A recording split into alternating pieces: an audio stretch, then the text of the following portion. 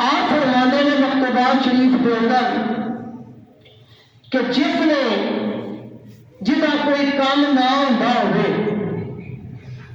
کوئی تکلیف آ گئی ہوگی، کوئی پریشانی آ گئی ہوگی، رزق تنگ ہو گیا ہوئے، تو انہوں چاہیے اپنے ماں باپ کے کول دعا کروائے۔ اچھی آپ سبحان اللہ، کدے کول دعا کروائے؟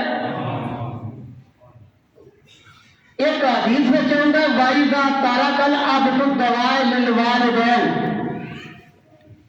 کہ جہے بندے کا اللہ تعالیٰ رزق گھٹ کر دے انہوں چاہیے ماں باپ واسطے بہتیاں دعاواں منگے، تے ماں باپ وہ واسطے دعاواں منگن تے اللہ تعالیٰ وہ رزق نو کھول دینا ہے۔ خواجہ معین الدین چشتی اجمیری رحمت اللہ علیہ آپ حج کرنے واسطے گئے تو دیکھتے جی نے ایک نوجوان ہے، سونا جوان ہے، انہیں بیت اللہ شریف کا غلاف پکڑیا ہوا ہے، اللہ کی بارگاہ چ روندا ہے تو دعا کردا ہے۔ ایک سال تو بعد آپ دوبارہ گئے نے، دیکھا وہ جوان کھڑا ہے، اللہ کی بارگاہ وچ دعا پہ کردا ہے تے روندا ہے۔ انا ہو قیاس کہ 7 سال بیت گئے، کتنے؟ 7 سال۔ 7 سال تو بعد آپ نے وہ کمر تے ہاتھ رکھیا تو فرمایا جوان کی گل ہے، کیڑا جرم کر کے آیا ہے، کیڑا گناہ کر کے آیا ہے کہ اللہ تینوں ایتھے آ کے بھی معاف نہیں کرتا پیا؟ انہیں پیچھے پرت کے دیکھا تو کہنے لگا جی میں کوئی اتھوں کا رہن والا نہیں، میں ہندوستان چ آیا تو معمولی جو غلطی ہو گئی۔ فرمایا کی غلطی ہو گئی ہے؟ آپ نے پکڑا تو صفا تو مروا والے پاسے لے گئے۔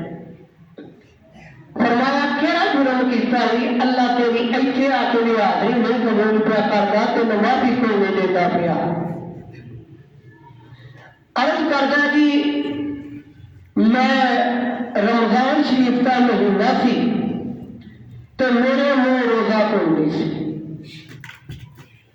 تو دیگر کا ٹائم سی تو میں گھر آیا تو میری اماں تندورے روٹیاں پہ پکاندی سی تو میں کیا اماں مجھے روٹی دے، میں روٹی کھانی تو میری والدہ نے مجھے کہا بشرما شرم کر، روزہ نہیں رکھا تو روزے والا نہ حیات کرنا، اور میں جوانی کا خون میری اکھاں دے وچ سی، میں چپیڑ ماری تو میری ماں تندورے جا لگی، اماں تندورے جا لگی تو میں جناب حیران بن کے تو ایتھے اللہ کے گھر اللہ کو معافی منگا۔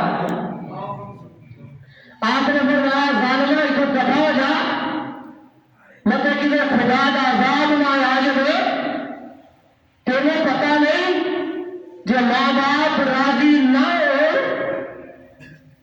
تو کعبہ اللہ تو دور کی گل ہے، تو قرآن پڑھ تو نماز پڑھ، کوئی بھی عمل کر اللہ کی بارگاہ کوئی بھی عمل تیرا قبول نہیں۔ ایتھے تے آنا 6 مہینے کا سفر ہے، پہلے جا کے اماں نے راضی کر، جی اماں راضی ہو گئی تو پھر یہ سارے ہی عمل قبول۔